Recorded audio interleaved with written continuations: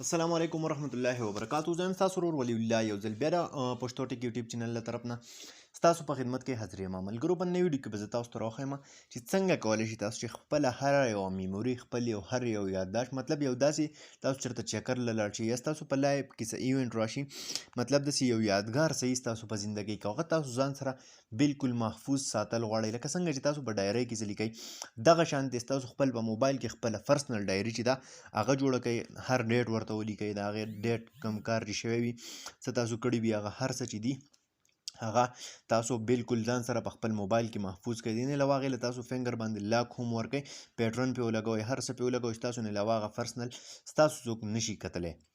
نو ملګرو ویډیو تر اخره پورې وګورئ ویډیو سکپ کوئ مه خو دې نه مخکې زه تاسو ایډوکیشن عرض کومه که تر اوسه پورې تاسو زموږ پښتو ټیک یوټیوب چینل نه سبسکرایب کړی دا سبسکرایب کړئ او خوا کې د غنټۍ نشان هم کلیک کړئ چې زموږ نوي ویډیوز تاسو ته په وخت باندې در رسي. نو ملګرو دې لپاره به سمپل تاسو ته د یو اپلیکیشن ضرورت وي. نو دغه اپلیکیشن لینک چې دی همون تاسو ته په ډسکرپشن کې درکړی دی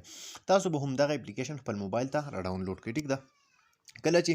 دغه اپلیکیشن تاسو خپل موبایل ته ډاونلوډ کړئ د اپلیکیشن تاسو خپل په موبایل کې انسټال کړئ نو تاسو ته به داسې شان یو انټرفیس راشي دا وګورئ تاسو دلته کې تاسو له د جمع یو نشان راکړی دی تاسو به سمپل په دې کلیک وکړئ. ټیک ده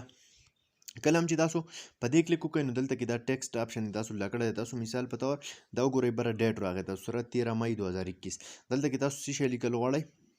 مثال په طور نن د اختر ورځ وه نو دلته کې زه ولیکم عید ډے. ټیک ده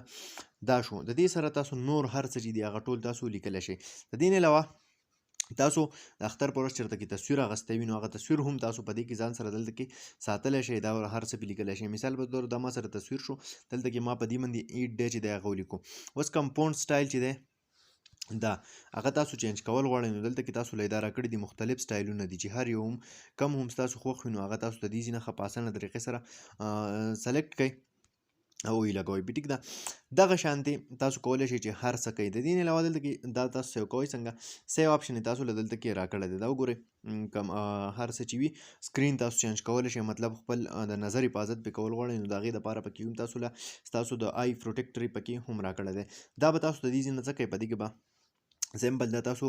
سیو کړو دلته کې تاسو د آپشن راغی چې ډایري سیو. ټیک ده د دې نه علاوه په دې کې تاسو څه کولی شئ په دې کې تاسو خپل کم تیم چې دی هغه پکې هم لګولی شئ. دلته کې خپلې د خوښې کم تیم چې دی هغه تاسو سلیکټ کړئ او هغه پکې ولګوئ. دا وګورئ مختلف تیمز دي تاسو له راکړي دي هر یو تیم هم چې خوښ وي نو هغه پکې تاسو ولګوئ. اوس